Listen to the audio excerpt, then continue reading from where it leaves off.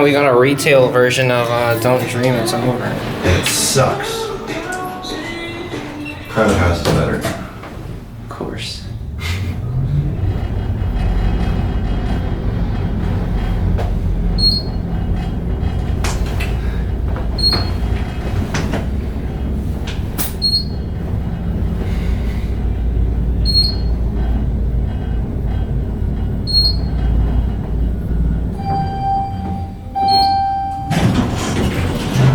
This was originally one of those GAL Lexans, the newer ones.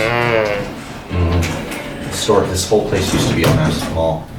Chicago place. Oh, really? Had glass elevators with custom buttons. They're still there, but the whole place was closed off. It's a real shame I never got to ride it when I was a kid. It was open when I was a kid. I never came in here. But the mall is still there with its glass, their glass OTIS MRQs. Ding. And they have really custom buttons that push them.